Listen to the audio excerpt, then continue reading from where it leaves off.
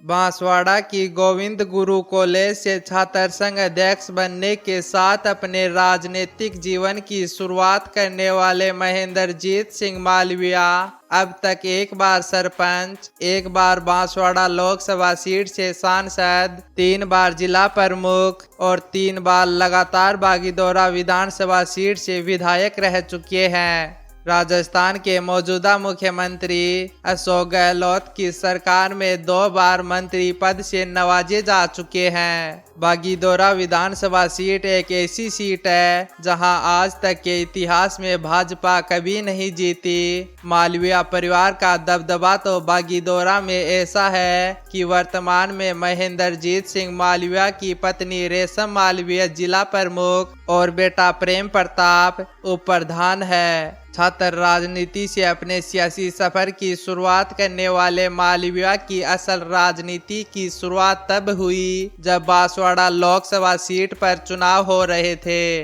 दरअसल बांसवाड़ा लोकसभा सीट पर ताराचंद बघेरा का पुराना सियासी कब्जा रहा है, लेकिन साल 1998 में बघेरा की टिकट काटकर महेंद्रजीत सिंह मालविया को उम्मीदवार बनाया गया।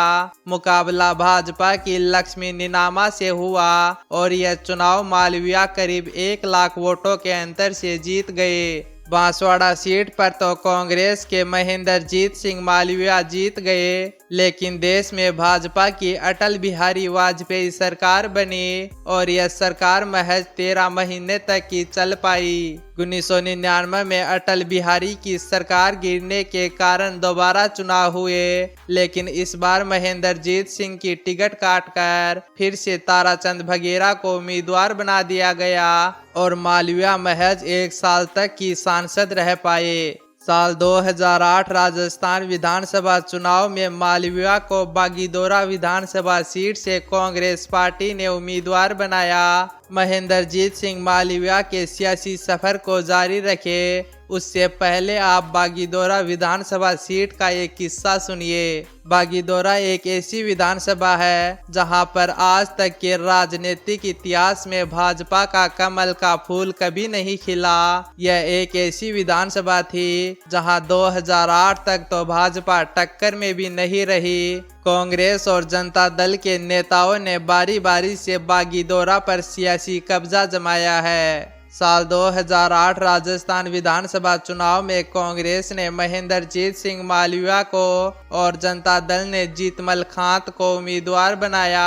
चुनाव हुए और जब नतीजे आए तो यह चुनाव मालविया जीतमल खांत से करीब 44,000 वोटों के अंतर से जीत पहली बार बागीदोरा सीट का नेतृत्व करते हुए राजस्थान विधानसभा की दहलीज पर पहुंच गए।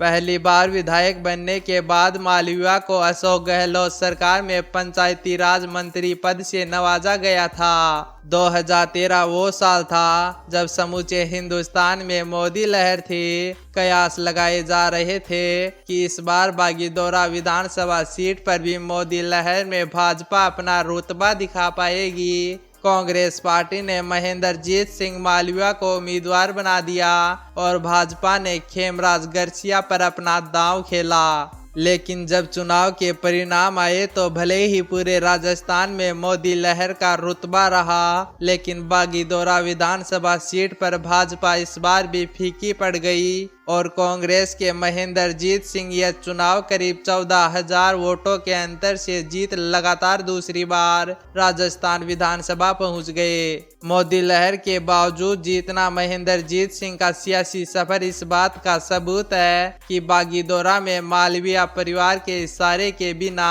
पत्ता भी नहीं हिलता।